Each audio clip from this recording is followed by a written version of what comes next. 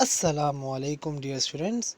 Last class में हमने decimals को हमने कुछ कंसिडर किए थे कि डिवाइड में जब डेसिमल आ जाए, जब डिवीजन फॉर्म में डेसिमल्स आ जाए, उसको हम सॉल्व किस तरह करेंगे।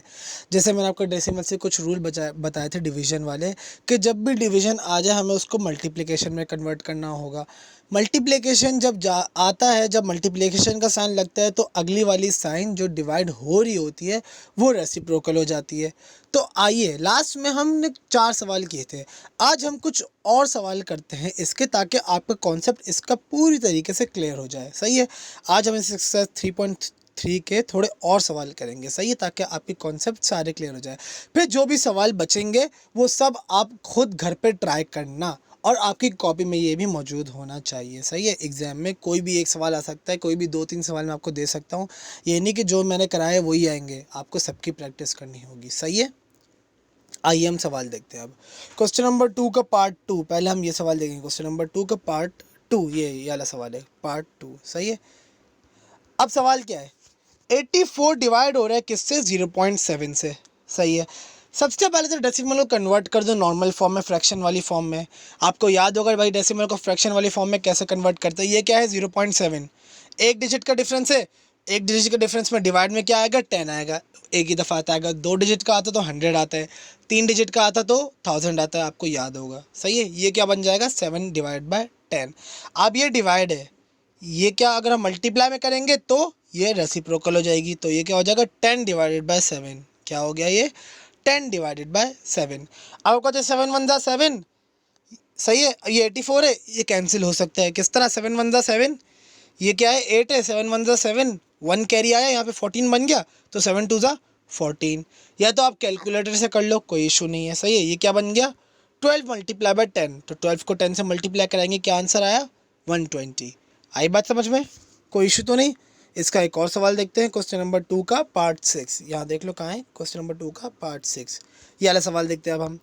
144 डिवाइड किससे हो रहा है, 0.12 से। सही है, अब ये कितने डिजिट का डिफरेंस है, 2 डिजिट का डिफरेंस है। पहले 1 पे आएगा, फिर ये 2 पे आएगा, तो 2 डिजिट का डिफरेंस हुआ। 2 डिजिट के डिफरेंस में क्या होता है, डिवाइड में क्या आ जाता है, 100। याद होगा, 1 डिजिट में क्या आया था, 10। ये 2 डिजिट का डिफरेंस है, क्या आया, 100 आया। अब ये डिवाइड है, ये मल्टीप्लाई में कन्वर्ट किया तो 100 डिवाइड में क्या हो गया, 12 आ गया। 100 डिवाइड बाय 12 हो गया, पहले 12 डिवाइड बाय 100 था, ये डिवाइड को मल्टीप्लाई में कन्वर्ट किया तो 100 डिवाइड बाय 12 आ गया। अब 12 1 12, आपको पता है ये क्या है, 14। पहले हम 2 को कंसिडर करते हैं, 12 1 12, यहाँ पे क्या बचेगा, 2। तो 12 1 12, 2 क्या होता है, 24। तो 12 2 क्या हो जाएगा, 24। तो ये क्या बन जाएगा, 12। तो ये क्या हो जाएगा, 12 मल्टीप्लाई बाय 100। ये आपको पता होगा, ये बेसिक है जो आपने बिल्कुल स्टार्टिंग में पढ़ा होगा, किस तरह कैंसिलेशन होती है डिवाइड वाली चीज़ों की। आ रही बात समझ में।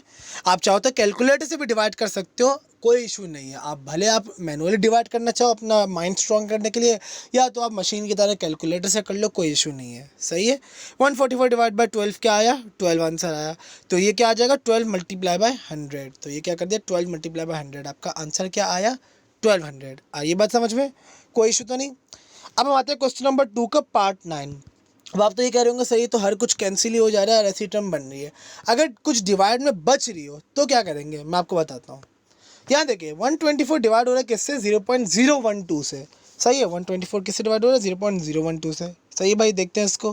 पहले ये कितने डिजिट का डिफरेंस है, यहाँ पे देख सकते हो, ये 3 डिजिट का डिफरेंस है। तो डिवाइड में क्या आ जाएगा, 3 जीरोज़। 3 डिजिट का डिफरेंस है, डिवाइड में क्या आ गया, 3 जीरोज़, ईजी।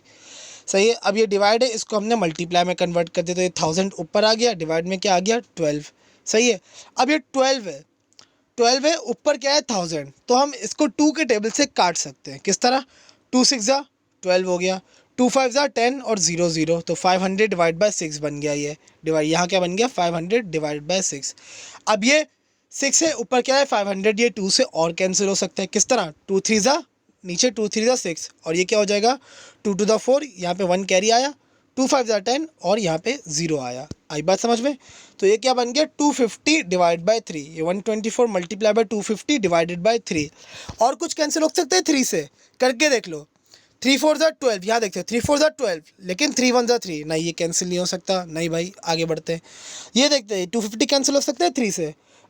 3 7 21, 3 8 24, यहाँ पे क्या आ जाएगा, 1 कैरी, तो ये 10 बन जाएगा। तो 3 3 9, नहीं भाई ये भी कैंसिल नहीं हो रहा, तो इसको सिंपल मल्टीप्लाई कर देंगे। 124 मल्टीप्लाई किससे हो जाएगा, 250 से।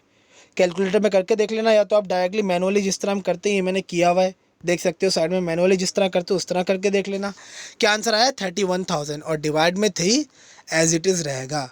और ये बात समझ में, डिवाइड में 3 एज इट इज़ रहेगा। अगर कुछ ऐसा सवाल आ जाए कि पूरी तरीके से कैंसिल नहीं हो रहा, डिवाइड में कुछ टर्म बच रही है, तो उस टर्म को एज इट इज़ लिखे रहने देना, और ऊपर जो मल्टीप्लाई हो रहा है उसको मल्टीप्लाई कर देना, सिंपल। और ये बात समझ में, कोई इशू तो नहीं आ रहा। उम्मीद करता हूँ ये सवाल आपको समझ आ रहे होंगे, इसमें कोई मुश्किलात नहीं हो रही होंगी। एक और सवाल देख लेते हैं इसका, क्वेश्चन नंबर 2 का पार्ट ये 12, थोड़ा अजीब सा लग रहा है इसलिए इस सवाल को भी देख लेते हैं। क्वेश्चन नंबर 2 का पार्ट 12, क्या है 2580 डिवाइड हो रहा है किससे, 0.012। सही है भाई, चेक कर लेते हैं, 0.012 से डिवाइड हो रहा है भाई, चेक कर लेते हैं। ये डिवाइड, पहले तो डेसिमल को हमें कन्वर्ट करना होगा फ्रैक्शन फॉर्म में। 012, इसको हमें 3 डिजिट का डिफरेंस है, तो डिवाइड में क्या आ जाएगा, 1000, सिंपल, कोई इशू नहीं हुआ इसमें, ये तो आसान तरीका था। डिवाइड को हमने कर दिया मल्टीप्लाई में कन्वर्ट, सही है। तो ये क्या हो जाएगा, 1000 डिवाइडेड बाई 12। आपको बताए 2 6 12, ऊपर क्या है 1000, 2 5 10, और 0 और 0 ऐसे लिखेंगे तो ये कैंसिल हो गया। अब ये 6 बचा यहाँ पे, 500 डिवाइड बाई 6 बचा, 6 1 6। अब यहाँ कैंसिल कर रहे हैं हम, 6 4 24, सही है, यहाँ पे 1 कैरी आ गया, 18 बन गया, 6 3 18, और 0 एज इट इज़ लिखा, तो क्या बचा, 430 मल्टीप्लाई बाय 500, 430 मल्टीप्लाई बाय 500। तो इसका आंसर कैलकुलेटर में देख लेना है, तो मैनुअली करके देख लेना। आपका आंसर क्या है, 215000। आई बात समझ में, कोई इशू तो नहीं, कोई इन सवालों में मसला तो नहीं, इन सब का इमेज फॉर्मेट मैं आपको दे दूंगा, कोई फिक्र करने की बात नहीं है कि सर इसको हम बाद में याद कैसे करेंगे, गो थ्रू कैसे करेंगे। आप या तो वीडियो आपसे देख लेना, या तो ये जो मैंने सॉल्व किए हुए इसको आप वापसी देख लेना, ताकि आपको थोड़ा माइंड क्लियर हो जाए, हाँ भाई ये इस तरह होते थे। डेसिमल टू फ्रैक्शन में तो आपको कमांड हासिल हो गई होगी अच्छी खासी, मैं उम्मीद करता हूँ। कैंसिलेशन में भी आपको अच्छी खासी, अल्लाह का शुक्र है, कमांड हासिल हो गई होगी। अब ज़रा सा बस ये थोड़ी बहुत कैलकुलेशन बची कि डिवाइड को मल्टीप्लाई में करना, ये सब मैंने आपको इतने सारे सवाल करा दिए आज, ये भी आपको उम्मीद करता हूँ समझ आ गए होंगे, सही है। बस फिर आज की क्लास यहीं तक रखते हैं स्टूडेंट्स। ये सवाल आपकी कॉपी में सारे होने चाहिए, इमेज फॉर्मेट में आपको दे दूंगा, और जितने सवाल बचे उन सब की प्रैक्टिस करना आपको लाजमी है, सही है। बस आज की क्लास यहीं तक रखते हैं स्टूडेंट्स, इंशाल्लाह नेक्स्ट क्लास में हम आगे बढ़ेंगे, सही है। अल्लाह हाफ़िज़।